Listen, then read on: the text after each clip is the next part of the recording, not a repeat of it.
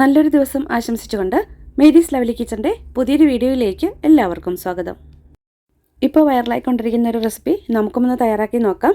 Bun മസ്കയും Irani ചായയും ഉണ്ടാക്കാനായിട്ട് വളരെ എളുപ്പവുമാണ്, കഴിച്ചു നോക്കിയപ്പോൾ നല്ല ടേസ്റ്റുമാണ്. അപ്പോൾ അത് നിങ്ങളുമായിട്ടൊന്ന് ഷെയർ ചെയ്യാമെന്ന് വിചാരിച്ചു. അപ്പോൾ നമുക്കത് എങ്ങനെയാണ് തയ്യാറാക്കിയെന്ന് നോക്കാം. ആദ്യം നമുക്ക് ഇറാനി ചായ തയ്യാറാക്കാം.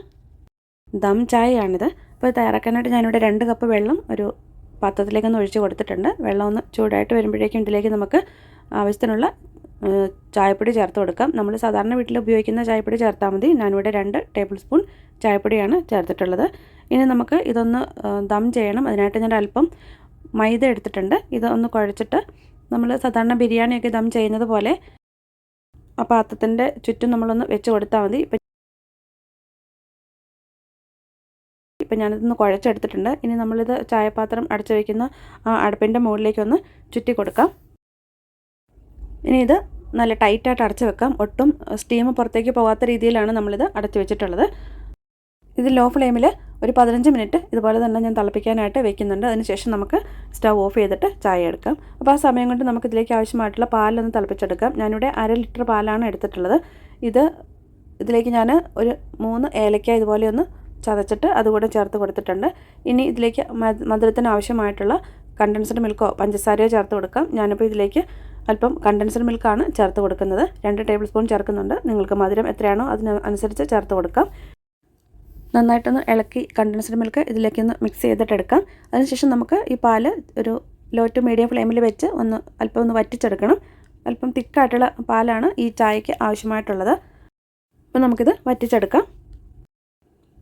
ചായ ഞാൻ ഒരു 15 മിനിറ്റ് തിളപ്പിച്ചതിന് ശേഷം സ്റ്റവൊക്കെ ഓഫ് ചെയ്തെടുത്തതാണ്. ഇനി ആ ദമ്മൊന്ന് പൊട്ടിച്ചിട്ട് നമുക്കിതിൽ നിന്ന് എടുക്കാം.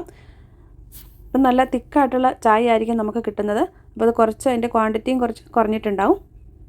നല്ല കളറുള്ള നല്ല തിക്കായിട്ടുള്ള ചായയാണ് നമുക്ക് കിട്ടിയിട്ടുള്ളത്. നല്ല കടുപ്പത്തിലുള്ള ചായ. ഇനി നമുക്കിതൊന്ന് അരിച്ചെടുക്കാം. പാലും നമ്മൾ കുറച്ച് നേരം തിളപ്പിച്ച് ഒന്ന് വറ്റിച്ച് എടുത്തിട്ടുണ്ട്. ഈ ചായയും ഈ പാലും നമ്മൾ സെപ്പറേറ്റ് ആയിട്ടാണ് എടുക്കുന്നത്. ഇനി നമുക്കിത് മിക്സ് ചെയ്തെടുക്കാം. അപ്പോൾ ഞാനിവിടെ 2 ഗ്ലാസ് എടുത്തിട്ടുണ്ട്. ഇതിലേക്ക് ഒരു 1/4 ഭാഗം ചായ ഒഴിച്ചു കൊടുക്കാം 2 ഗ്ലാസ്സിലേക്കും. അതിനുശേഷം അതിലേക്ക് പാലും കൂടി നമുക്ക് ചേർത്ത് കൊടുക്കാം. മധുരം നമ്മൾ ചേർത്തിട്ടുള്ളത് കൊണ്ട് കുറച്ചൊരു മധുരം ഉണ്ട് ഇതിന്. ചായയ്ക്ക് നമ്മൾ മധുരം ചേർത്തിട്ടില്ലായിരുന്നു, പാലിലേക്കാണ് ചേർത്തിട്ടുള്ളത്. അപ്പം ആവശ്യമുള്ള മധുരം നമുക്ക് ആദ്യമേ തന്നെ ചേർത്ത് കൊടുക്കാം. ഒരുപാട് മധുരമൊന്നും ആവശ്യമില്ല. നമ്മളിതിൻ്റെ കൂടെ കഴിക്കുന്നത് ഒരു ബണ്ണാണ്. ഇനി നമുക്ക് ആ ബണ്ണ് കൂടെ തയ്യാറാക്കിയെടുക്കാം. നല്ല സോഫ്റ്റ് ആയിട്ടുള്ള ബണ്ണ് വേണം ഇത് എടുക്കാനായിട്ട്. ഞാനിവിടെ പ്ലെയിൻ ആയിട്ടുള്ള നല്ല സോഫ്റ്റ് ആയിട്ടുള്ള ഒരു ബണ്ണാണ് എടുത്തിട്ടുള്ളത്. ഇതിലേക്കുള്ള ഫില്ലിങ് തയ്യാറാക്കാനായിട്ട് ഞാനിവിടെ 75 ഗ്രാം ബട്ടർ കൂടെ എടുക്കുന്നുണ്ട്. ഞാനിപ്പം 2 പീസായിട്ട് എടുത്തിട്ട് രണ്ടും കൂടെ ഇങ്ങനെ ഒന്ന് ഉടച്ചെടുക്കാം. റൂം ടെമ്പറേച്ചറിലുള്ള ബട്ടറാണ് ഞാനിവിടെ എടുത്തിട്ടുള്ളത്. നമുക്ക് ആവശ്യമുള്ള ബട്ടർ നമുക്കിതിലേക്ക് എടുക്കാം. നമ്മൾ എത്ര ബണ്ണാണോ എടുക്കുന്നത് അതിനകത്ത് ഫില്ല് ചെയ്യാൻ പാകത്തിന് ആവശ്യമുള്ള അത്രയും ബട്ടർ നമുക്കിവിടെ എടുക്കാം. ഞാനിവിടെ 75 ഗ്രാമാണ് എടുത്തിട്ടുള്ളത്. ഇനി ഈ ബട്ടറിലേക്ക് മധുരത്തിന് ആവശ്യമായിട്ടുള്ള കണ്ടൻസ്ഡ് മിൽക്ക് കൂടെ ചേർത്ത് കൊടുക്കാം. ഞാനിതിലേക്ക് 3 ടേബിൾ സ്പൂൺ കണ്ടൻസ്ഡ് മിൽക്കാണ് ചേർക്കുന്നത്. നമുക്ക് മധുരം എത്രയാണോ ആവശ്യമുള്ളത് അതനുസരിച്ച് ചേർത്ത് കൊടുക്കാം. പിന്നെ ഞാനിതിലേക്ക് 1 നുള്ള് കറുവാപ്പട്ട പൊടിച്ചതും 1 നുള്ള് ഏലക്കാപ്പൊടിയും കൂടി ചേർത്തിട്ടുണ്ട്. അതൊരു ഫ്ലേവറിന് വേണ്ടി ചേർത്തതാണ്. പിന്നെ 2 തുള്ളി വാനില എസൻസും കൂടെ ചേർക്കുന്നുണ്ട്. ഇത് ആവശ്യമുണ്ടെങ്കിൽ മാത്രം ചേർത്താൽ മതി. ഞാനൊരു ഫ്ലേവറിന് വേണ്ടി മാത്രം ചേർത്തതാണ്. എല്ലാവരും ഇത് ചേർക്കണമെന്നില്ല. അതിൻ്റെ ടേസ്റ്റൊക്കെ ഇഷ്ടമുള്ളവർ ചേർത്താൽ മതി. ഇനി ഇതെല്ലാം കൂടെ ഒന്ന് മിക്സ് ചെയ്തിട്ട് എടുക്കാം. ബട്ടറും കണ്ടൻസ്ഡ് മിൽക്കും മാത്രം ചേർത്തിട്ട് ആ ഒരു പ്ലെയിൻ ആയിട്ടുള്ള ടേസ്റ്റ് ഇഷ്ടമില്ലാത്തതുകൊണ്ടാണ് ഞാൻ ഒരു ഫ്ലേവറൊക്കെ ചേർത്ത് കൊടുത്തിട്ടുള്ളത്. ഇപ്പോൾ ഞാൻ ഇതെല്ലാം കൂടി നന്നായിട്ടൊന്ന് മിക്സ് ചെയ്തെടുത്തിട്ടുണ്ട്.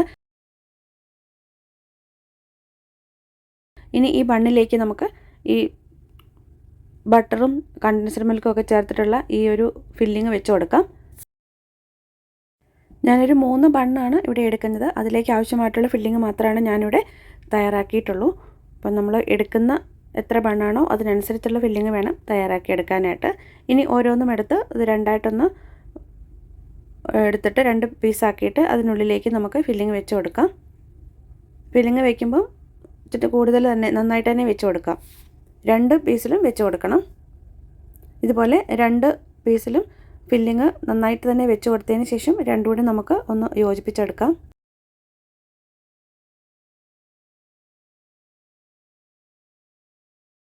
ഇതുപോലെ 2 പീസിലും നമ്മളത് പുരട്ടി കൊടുത്തിട്ടുണ്ട്.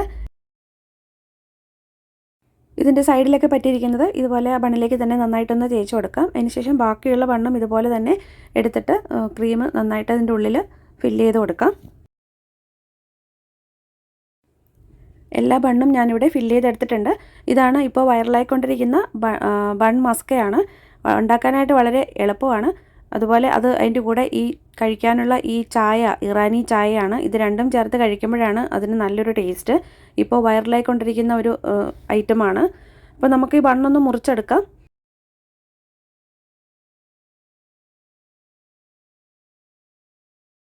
ഞാനിവിടെ ഇത് ചെറിയ പീസുകളായിട്ടൊന്ന് മുറിച്ചെടുക്കുന്നുണ്ട്. എല്ലാ ബണ്ണുകളും ഇതുപോലെ ഒന്ന് മുറിച്ചെടുക്കാം. ഈ ബണ്ണ് ഈ ചായയിൽ മുക്കി കഴിക്കുന്നതാണ് നല്ല ടേസ്റ്റ്. അങ്ങനെയാണിത് കഴിക്കേണ്ടത്. അപ്പോൾ നമുക്ക് അതുപോലെ ഒന്ന് കഴിക്കാം.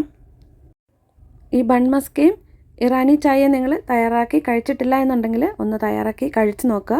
നല്ല ടേസ്റ്റാണ് കഴിക്കാനായിട്ട്. പെട്ടെന്ന് തന്നെ നമുക്ക് തയ്യാറാക്കാനും പറ്റും. ഇന്നത്തെ വീഡിയോ നിങ്ങൾക്ക് എല്ലാവർക്കും ഇഷ്ടമായെന്ന് വിചാരിക്കുന്നു. വീഡിയോ ഇഷ്ടമായെങ്കിൽ നിങ്ങളുടെ ഫ്രണ്ട്സിനൊക്കെ ഷെയർ ചെയ്ത് കൊടുക്കുക. നിങ്ങളുടെ കമൻസൊക്കെ ഒന്ന് അറിയിക്കുക. പുതിയൊരു വീഡിയോയുമായി നമുക്ക് വീണ്ടും കാണാം.